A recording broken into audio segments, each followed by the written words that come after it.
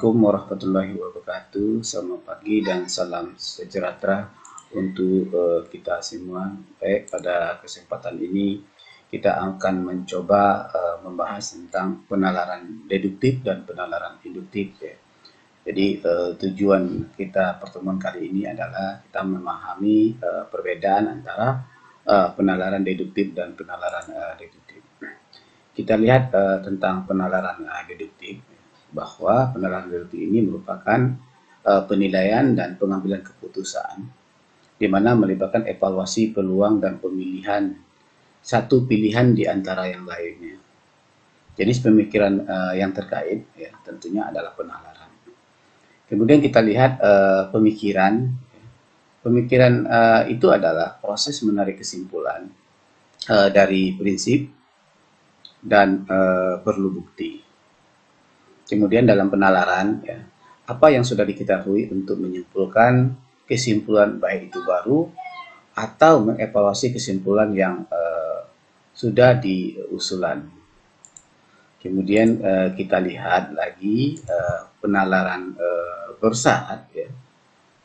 Di sini salah satu jenis penalaran deduktif adalah penalaran bersyarat, di mana ya, pemikir harus menarik kesimpulan berdasarkan dalil-dalil.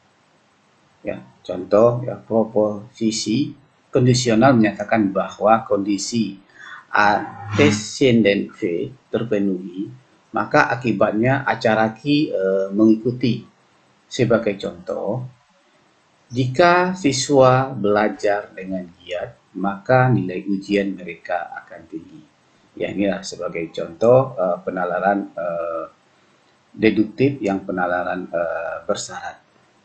Dalam beberapa keadaan, ya, jika kita telah membuat posisi bersyarat, maka kita dapat menarik kesimpulan tentunya yang masuk akal. Rangkaian proposisi kondisional yang biasa, di mana kita dapat menarik kesimpulan tentunya yang beralasan. Jika P diketahui, jika P kemudian QP, oleh karena itu Q. Inferensi ini menggambarkan yang namanya validitas deduktif. Artinya apa?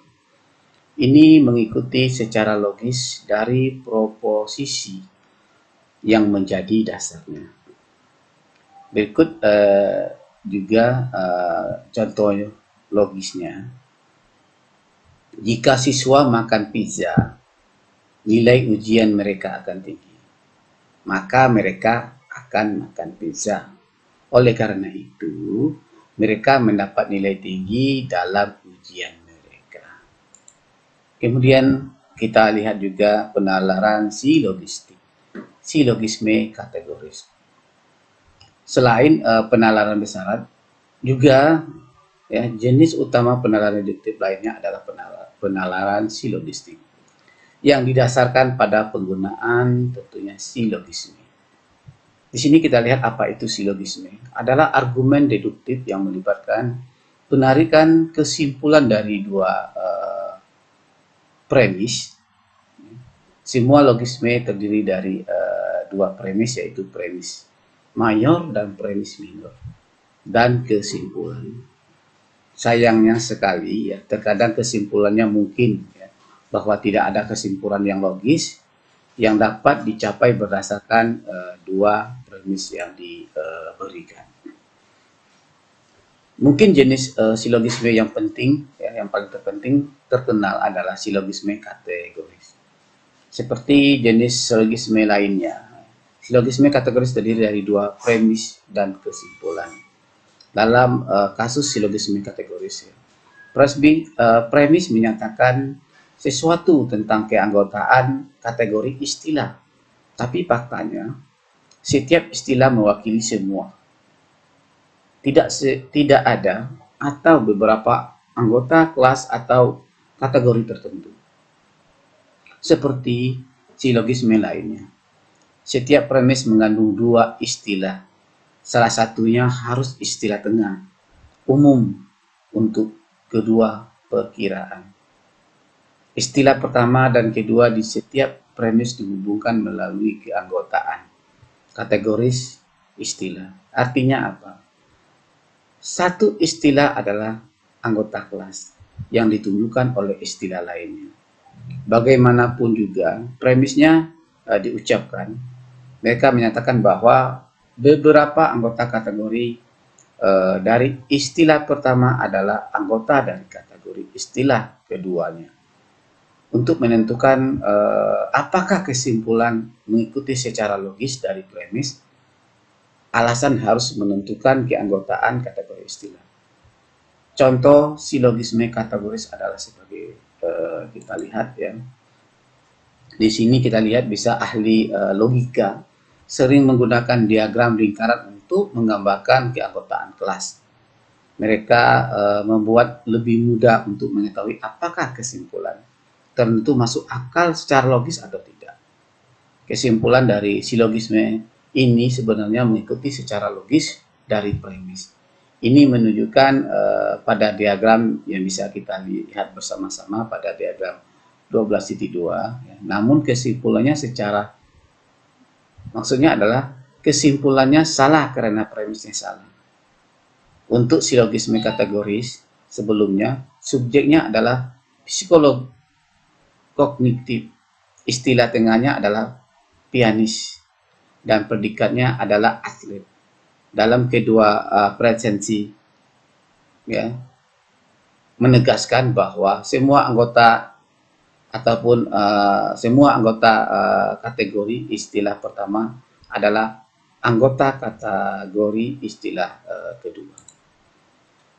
Kemudian kita masuk ke yang penalaran kedua adalah penalaran induktif. Apa itu induktif?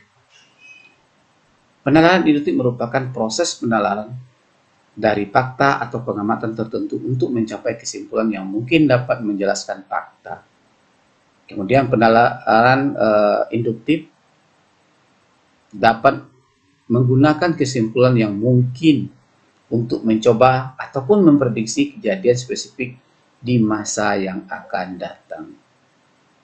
Ya, kemudian fitur utama yang membedakan penalaran induktif dan deduktif adalah bahwa penalaran induktif, ya, kita tidak pernah bisa mencapai kesimpulan yang pasti secara logis, hanya dapat mencapai kesimpulan yang sangat beralasan atau mungkin. Penalaran deduktif sebaliknya, ya, mencapai pasti secara logis, valid secara deduktif, kesimpulan adalah yang mungkin. Kemudian kita lihat juga kesimpulan kausal. Ya. Salah satu pendekatan untuk mempelajari penalaran induktif adalah dengan memeriksa kesimpulan kausal. Ya, bagaimana orang membuat penilaian tentang apakah suatu penyebab, apakah sesuatu menyebabkan sesuatu yang lain. Ya. Kemudian filsuf David mengatakan ya, ataupun mengamati bahwa kita paling mungkin menyimpulkan kualitas ketika kita mengamati kovariansi dari waktu ke waktu. Pertama, satu hal yang terjadi, lalu yang lain. Ya. Jika kita melihat kedua peristiwa tersebut cukup berpasangan, ya, kita mungkin akan percaya bahwa yang pertama pasti itu yang menyebabkan yang kedua. Kemudian mungkin kegagalan terbesar ya, dalam hal ini adalah salah satu yang meluas dari ataupun meluas ke psikolog, ilmuwan lain dan non ilmuwan, ya, menunjukkan bias konfirmasi yang dapat membawa kita pada kesalahan seperti korelasi ilusi. Kemudian lebih jauh lagi, kita sering membuat kesalahan ketika mencoba menemukan kualitas berdasarkan bukti korelasional saja. Ya, bukti korelasi tidak dapat menunjukkan arah penyebabnya. Misalkan kita mengamati korelasi antara faktor A dan faktor B. Kemudian kita akan dapat menentukan salah satu dari tiga hal tersebut. Yang pertama, bisa saja faktor A yang menyebabkan faktor B. Atau yang kedua, faktor B yang menyebabkan faktor A. Bisa saja kita buat urutan yang lebih tinggi, misal faktor C dapat menyebabkan faktor A dan faktor B yang muncul bersamaan. Kemudian kita masuk ke inferensi kategori. Atas dasar apa orang menarik kesimpulan? Orang-orang umumnya menggunakan strategi button up dan strategi top down untuk melakukannya. Artinya apa? Mereka menggunakan informasi dari pengalaman hanya indrawi dan informasi berdasarkan apa yang mereka ketahui atau mereka simpulkan sebelumnya. Kemudian strategi button up didasarkan pada pengamatan berbagai contoh dan pertimbangan ataupun mempertimbangkan tingkat variabilitas dari seluruh contoh yang ada. Dari pengamatan ini ya, kita bisa mengabstraksi yang namanya protektif. Setelah protektif atau kategori telah diinduksi, individu dapat menggunakan pengambilan sampel berfokus untuk menambahkan contoh baru ke kategori tersebut. Kemudian berfokus terutama pada properti yang telah memberikan perbedaan yang berguna tentunya di masa yang lalu. Kemudian kita lihat strategi top down yang mencakup pencarian konstata secara selektif dalam beberapa variasi dan secara selektif menggabungkan konsep dan kategori yang ada. Kemudian kita lihat juga penalaran dengan analogi. Ya, bagaimana juga analogi ini juga dapat digunakan secara efektif untuk menyampaikan justifikasi keputusan kepada orang banyak ataupun kepada publik. Namun penggunaan analogi selalu tidak berhasil. Ini menyoroti penggunaan dan kemungkinan jebakan dalam menggunakan analogi di dalam musyawarah politik. Sama-sama kita ketahui pada tahun 2010 di sini penentang perang di Afghanistan membuat analogi dengan Vietnam untuk menyatakan mundur dari Afghanistan. Mereka menegaskan bahwa kegagalan kebijakan Amerika Serikat selalu menghasilkan kemenangan konsolutif adalah analogi antara Vietnam dan Afghanistan. Beberapa anggota pemerintah kemudian membalikkan keadaan, menggunakan analogi dengan Vietnam untuk menyatakan bahwa penarikan diri dari Afghanistan dapat menyebabkan pembantaian yang sangat massal. Seperti yang mereka nyatakan terjadi di Vietnam setelah Amerika pergi. Dengan demikian, analogi dapat menjadi sebagian besar di mata yang melihatnya ya, daripada elemen aktual yang dibandingkan. Analogi juga dapat digunakan di dalam kehidupan sehari-hari saat kita membuat prediksi tentang lingkungan yang ada di sekitar kita. Di sini contohnya ya, kami atau kita menghubungkan persepsi dengan ingatan melalui analogi. Analoginya kemudian mengaktifkan konsep dan item yang tersimpan di dalam pikiran kita yang mirip dengan masukan saat ini. Kemudian melalui aktivitas ini ya, kita dapat membuat prediksi tentang apa yang akan mungkin terjadi dalam situasi tertentu. Misal, prediksi tentang pemanasan global sebagian dipandu oleh orang-orang yang menggambarkan analogi tentang masa-masa yang lalu ketika orang-orang percaya bahwa atmosfer menghangat atau tidak. Ini itu yang dapat saya sampaikan pada kesempatan ini. Jadi intinya adalah tujuan dari pertemuan ini adalah kita bisa membedakan antara penalaran deduktif dengan penalaran induktif. Terima kasih atas perhatian. Saya ucapkan assalamualaikum.